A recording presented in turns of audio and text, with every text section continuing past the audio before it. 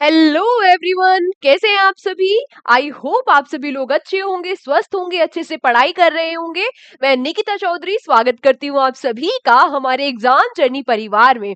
और आज के इस सेशन में हम क्या देखने वाले हैं, आप सभी लोगों को पता ही लग चुका होगा आज के सेशन में क्या रहेगा। नोबेल प्राइज 2024 के विनर्स, ये बात तो आपको पता होगी। लेकिन जो बात आपको नहीं पता है वो क्या है, इस सेशन में, इस छोटे से डिटेल सेशन में आपको सिर्फ 2024 के विनर्स ही नहीं, बल्कि नोबेल प्राइज की हिस्ट्री, कौन कौन इंडियन विनर्स रह चुके हैं, कौन कौन इंपॉर्टेंट विनर्स है जो हमारे एग्जाम में पूछे जाते हैं, इसके साथ साथ 2024 के जो विनर्स है वो भी हम मेमोनिक की हेल्प से फटाक से क्लास में ही याद कर देंगे।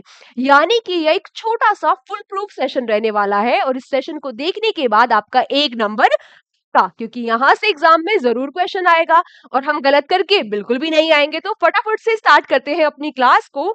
सबसे पहले हम नोबेल प्राइज के बारे में क्या देखेंगे, सबसे पहले हम नोबेल प्राइज के बारे में देखेंगे कि जो नोबेल प्राइज है, जो नोबेल प्राइज है, ये स्टार्ट हुए थे 1901 1901 में नोबेल फाउंडेशन के द्वारा। इसके नाम पर, एल्फ्रेड नोबेल के नाम पर। अब ये एल्फ्रेड नोबेल क्या है, एल्फ्रेड नोबेल व्यक्ति ये रहे, और ये एक बहुत ही महान साइंटिस्ट रह चुके हैं। इन्होंने 355 खोज की है, यानी कि इनके नाम पर 355 पेटेंट्स है। क्या है, 355 पेटेंट्स है। और इनका एक बहुत ही जो फेमस इनकी डिस्कवरी है वो क्या है, डायनामाइट।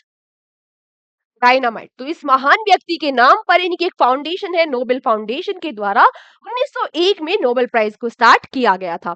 क्यों किया गया था, तो देखो ये जो एल्फ्रेड नोबेल है, इनकी विल यानी कि इनकी वसीयत में ये लिखा हुआ था।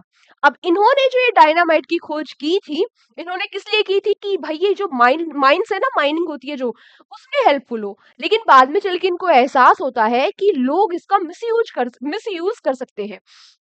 फिर ये क्या कहते हैं, ये अपनी वसीयत में लिखते हैं कि भाई 5 फील्ड में, 5 फील्ड कौन कौन से, physics, chemistry, peace, literature, medicine और फिजियोलॉजी। इन 5 फील्ड में जो कोई भी व्यक्ति बेहतरीन काम करेगा, बेहतरीन डिस्कवरीज करेगा, उसको सम्मानित किया जाएगा मेरे नाम के एक प्राइज से। और उसको कुछ डिप्लोमा और प्राइज मनी भी दी जाएगी, है ना।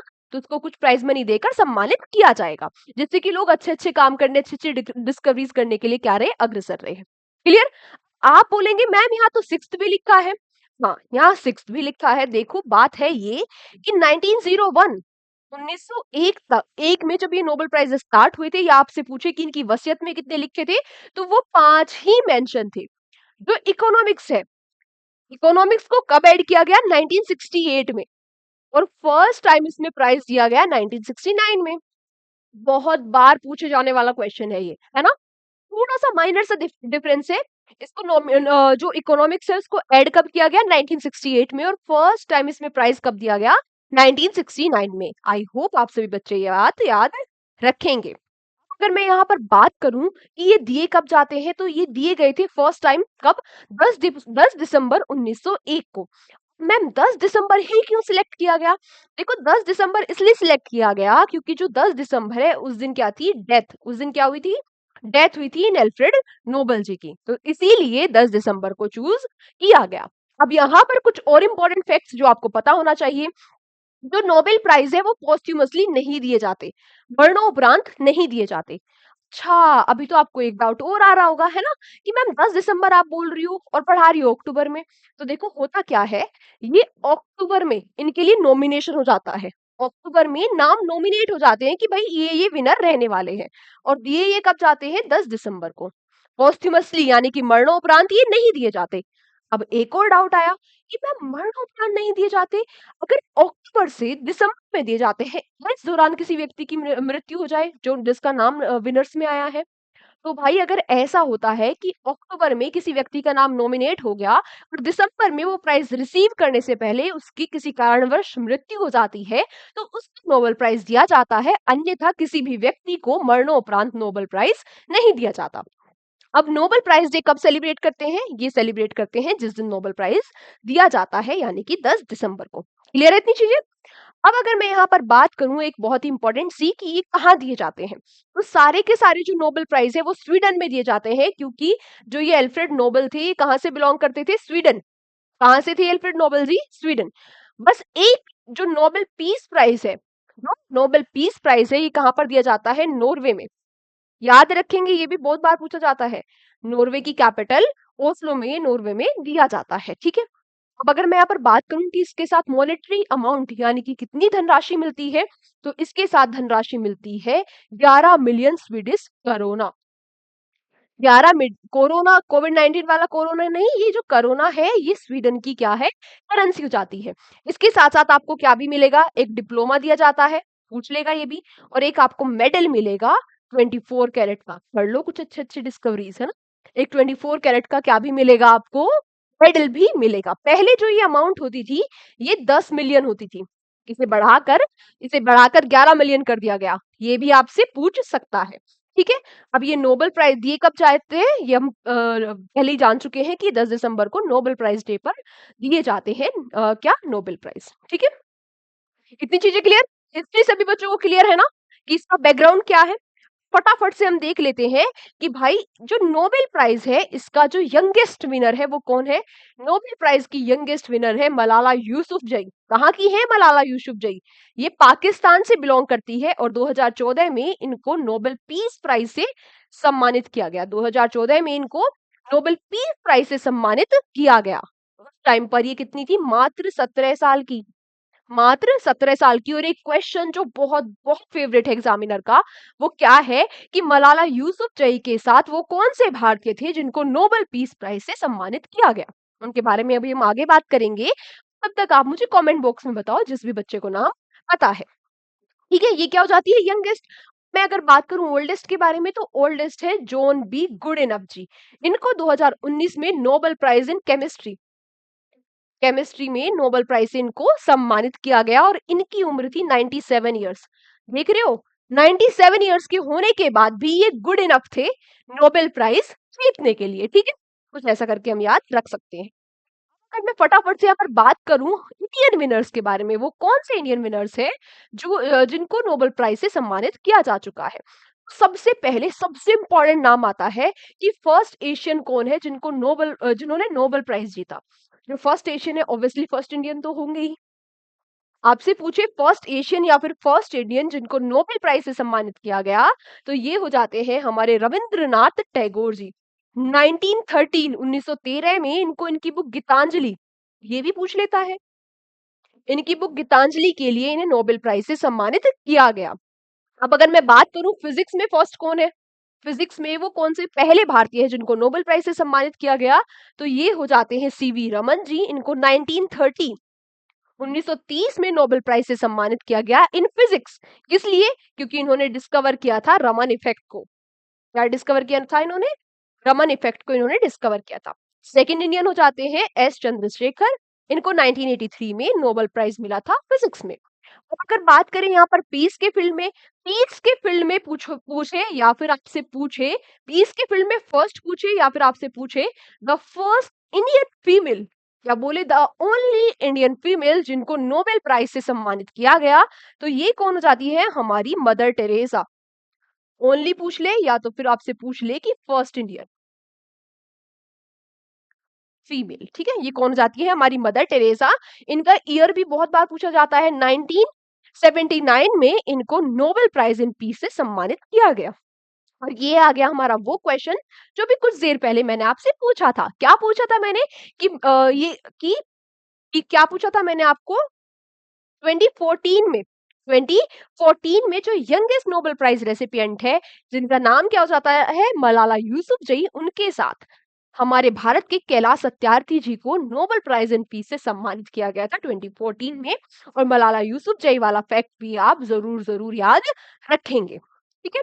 अब अगर मैं बात करूं इकोनॉमिक्स के फील्ड में, तो बहुत बार ये भी पूछा जाता है, फेवरेट है ये भी एग्जामिनर का, कि फर्स्ट कौन है जिनको नोबेल प्राइज से सम्मानित किया गया इकोनॉमिक्स के फील्ड में, तो ये हो जाते हैं अमर्त्य सेन जी। इनको 1998 में नोबेल प्राइज इन इकोनॉमिक्स से सम्मानित किया गया। और दूसरे हो जाते हैं अभिजीत बनर्जी। इनको 2019 या फिर लेटेस्ट पूछ ले, वैसे ये सिर्फ इंडियन ओरिजिन के पर्सन है, इंडिया में नहीं रहते। अगर आपसे लेटेस्ट पूछे तो कौन जाते हैं? अभिजीत बनर्जी। 2019 में इनको नोबेल प्राइज से सम्मानित किया गया। पूछे आपसे मेडिसिन के फील्ड में तो हो जाते हैं हरगोविंद खुराना, या फिर आपसे पूछे केमिस्ट्री के फील्ड में तो हो जाते हैं वी रामकृष्णन, जिनको 2009 में केमिस्ट्री में सम्मानित किया गया। ये तो हो गया हमारा जो हमारी इंपॉर्टेंट क्वेश्चन है, बैकग्राउंड वाले जो क्वेश्चन है जहां से क्वेश्चन बनने की संभावना है। अब आते हैं मेन मुद्दे पर कि 2024 के विनर्स कौन हो जाते हैं नोबेल प्राइज के। ठीक है, सबसे पहले बात आती है नोबेल प्राइज इन केमिस्ट्री 2024 2024 में केमिस्ट्री की फील्ड में नोबेल प्राइज किसको मिला, तो ये मिला है डेविड बेकर, डेमिस हसाबिस और जॉन एम जम्पर। देखो वैसे मैं शॉर्ट ट्रिक्स में बिल्कुल भी बिलीव नहीं करती हूँ, है ना, या फिर मिमोनिक्स की हेल्प से मैं आपको थोड़ा सा समझाऊंगी जिससे आप इन नाम के साथ फेमिलियर हो जाओ। बाकी आपको याद कैसे करना है वो स्टोरी में जो आपको बताऊंगी उससे आई एम डैम श्योर कि आपके दिमाग में सेट हो जाएंगे नाम। बाकी आपको उनको परमानेंट कैसे करना है, आपको 4-5 बार आज ही 4-5 बार ये नाम लिखने हैं। लिख लिख के पढ़ना है, लिख लिख के बोल बोल के पढ़ना है। और ऐसा हो ही नहीं सकता कि आप एग्जाम हॉल में बैठ के या तो भूल जाओ या तो आप गलत करके आओ, अगर आपने ऐसे याद कर लिया। कैसे मैं आपको याद करवाने वाली हूँ, एक बार वो मेमोनिक भी देख लेते हैं। तो देखो ये 3 विनर्स हैं। जो बच्चे साइंस साइड से है वो तो बहुत अच्छे से रिलेट करेंगे, लेकिन जो नहीं है वो भी अच्छे से रिलेट करेंगे। क्यों? क्योंकि उनको भी बड़ा शौक होता था ना कि फिजिक्स लैब या केमिस्ट्री लैब देखने का, और केमिस्ट्री लैब में सबने विजिट किया होगा, है ना? तो देखो केमिस्ट्री लैब में क्या होता था, बीकर बीकर होता था ना। वैसे ये काम हम टेस्ट ट्यूब में करते थे लेकिन बीकर मानते हैं। बीकर में हम क्या करते थे, जब प्रैक्टिकल होता था, प्रैक्टिकल ध्यान से पढ़ना नहीं है ना, हमें तो वो बड़ा फैसिनेटिंग लगता था कि अरे ये इस कलर में ये कलर मिला के देखते हैं, इस कलर में ये कलर मिला के देखते हैं, तो हम कुछ भी करते रहते थे। आप सब लोगों ने आप भी ऐसा ही किया होगा, है ना? किया होगा ना? तो भाई जब हमने 2 ऐसे केमिकल मिला दिए, अगर हमने कोई गलत केमिकल मिला दिए तो हमारा बीकर क्या करने लगता था, जंप करने लगता था ना, और फिर पूरी क्लास हम पे हँसती थी, क्योंकि हमने गलत कर दिया। तो इससे हम कैसे याद रखेंगे, जो बीकर है, बीकर से क्या हो गया बेकर, बीकर से क्या हो गया डेविड बेकर, डेमिस हसाबिस हंसने लगती थी तो डेमिस हसाबिस, और जो हमारा बीकर था वो जंप करने लगता था यानी कि जॉन एम जंपर। ठीक है, क्लियर? मैं बात करूं Nobel prize in physics, physics में किसको मिला है, तो ये 2 लोगों को मिला है, जॉन जे हॉपफील्ड और जियोफ्री ई हिंटन को। तो देखो हिंटन से तो आपको न्यूटन याद आ रहा होगा, पूरे पूरे फिजिक्स में कौन किसको पढ़ते हैं हम, है ना, किसने भाई मचाई हुई है, न्यूटन ने। तो न्यूटन से हम क्या याद रखेंगे, हिंटन, जोफ्री ई न्यूटन, हिंटन हिंटन न्यूटन। ठीक है, अब फील्ड, होप फील्ड में क्या है, फील्ड, और मैग्नेटिक फील्ड, इलेक्ट्रिक फील्ड, ये सब किसमें होता है, फिजिक्स में। तो फील्ड से हम क्या याद रखेंगे, John J Hope field. Clear? Clear, याद हुआ? बिल्कुल, आपको आप पहचान जाओगे, बिल्कुल आराम से पहचान जाओगे कि भाई ये ऑप्शन है, लेकिन फिर भी आपको लिख लिख कर एक बार याद करना है, 4-5 बार ये चीजें लिखनी है। ठीक है, बात करें पीस के फील्ड में, तो पीस के फील्ड में मिला है निहोन हिंदाल्को को। अब ये जो निहोन हिंदाल्को है, ये हिरोशिमा हिरोशिमा एंड नागासाकी, क्या याद आता है आपको इसके नाम से, हिरोशिमा और नागासाकी के नाम से आपको क्या याद आता है, बिल्कुल सही, एटॉमिक बॉम्ब याद आता होगा। कहां पर है ये दोनों जगह, जापान में। तो यहाँ पर वो जगह है जहां पर यूएसए ने वर्ल्ड वॉर सेकंड में न्यूक्लियर बॉम्ब गिरा दिया था। तो यहाँ पर ये जो ऑर्गेनाइजेशन है, ये वो लोग हैं जो न्यूक्लियर बॉम्ब सर्वाइवर्स है, उनकी एक ऑर्गेनाइजेशन है। एंटी न्यूक्लियर एक्टिविज्म को ग्लोबली प्रमोट किया है। ठीक है, अब हम इसको कैसे याद रखेंगे, देखो निहोन हिंदाल्को, हिंदाल्को को अगर मैं ऐसे पढ़ू, दान करो, दान करो, दान करो, दान करो, दान करो तभी शांति बनेगी, है ना? अब जिसके पास बहुत सारे रुपए हैं, तो वो अगर दान कर दे और लोगों नॉर्मल जो लोग हैं जिनको एक टाइम का खाना भी नहीं मिल रहा, तो क्या रहेगा, बैलेंस रहेगा। दान करने से क्या रहेगी, शांति रहेगी। तो हिंदाल्को से दान करो, और दान करो से क्या रहेगी, दान करने से शांति रहेगी। क्लियर? अब अगर मैं बात करूं इकोनॉमिक्स के फील्ड में, तो इकोनॉमिक्स में के फील्ड में मिला है किस किस को, ये मिला है डेरोन एसेमोग्लू, सिमोन जॉनसन और जेम्स ए रॉबिन्सन को। अब इसको थोड़ा ऐसे याद कर लेते हैं, देखो इकोनॉमिक्स पूरी किससे रिलेटेड होती है, मनी से। तो इसको हम कैसे याद कर लेते हैं, मोगलू जो है, जो मोगलू एक व्यक्ति है, उसने अपनी सारी मनी अपने सन में बांट दी। उसने अपनी मोगलू ने अपनी सारी मनी अपने सन्स में, जो सन है उसके, उनमें बांट दी। ठीक है, तो सन मोगलू से क्या हो गया, ऐसे मोगलू, और सन से जॉनसन और रॉबिन्सन। क्लियर? ठीक है, क्या कह रहे हो मैम, याद हो गए सारे हैं? अच्छा, बहुत अच्छी बात है। अब बात करें नोबेल प्राइज इन लिटरेचर, तो लिटरेचर के फील्ड में मिला है ये हैनकंग को, और ये जो हैनकंग है ये कहाँ से है, साउथ कोरिया से। कहाँ की है हैनकंग, साउथ कोरिया की। अब हैंड से आपको क्या हैंड ये दिख रहा है, हैंड में क्या आपको हैंड दिख रहा है, और जब हम हैंड से तो लिखते हैं ना, और लिखते ही तो लिटरेचर है। तो हैंड से हैंड, कंग, कंग हैंड से, हैंड हैंड से क्या करते हैं, लिखते हैं। और लिखते हैं तो लिटरेचर, तो यानी कि लिटरेचर के फील्ड में किसको मिला? हेन कंग को। अब लास्टली अगर हम बात करें मेडिसिन के फील्ड में, तो मेडिसिन के फील्ड में मिला है विक्टर एम्ब्रोस और रवकुन को। गैरे रवकुन और विक्टर एम्ब्रोस को मिला है मेडिसिन के फील्ड में। अब हम इसे कैसे याद रखेंगे? तो इसको हम याद रखेंगे, रुक जा ब्रो, रुक जा ब्रो, मेडिसिन लेने चलते हैं। रुक जा ब्रो, मेडिसिन लेने चलते हैं। बाकी आई एम श्योर आप सभी लोग अच्छे बच्चे हो और जो भी मैं कहती हूँ वो आप फॉलो करते हो। आप इसको एक बार लिख-लिख के याद ज़रूर करोगे। और आप सभी लोग जो हमारी वीकली क्लास आ रही है करंट अफेयर्स की, वो भी देख रहे होंगे, है ना? आज के सेशन को हम यहीं तक रखते हैं। अगले सेशन में आप सभी प्यारे बच्चों से फिर से मुलाकात होगी। तब तक अपना ध्यान रखिए, अच्छे से पढ़ाई करते रहिए, शिद्दत के साथ पढ़ाई करते रहिए। अपने बड़ों को सम्मान दीजिए, अपने छोटों से प्यार कीजिए। जय हिंद, जय भारत।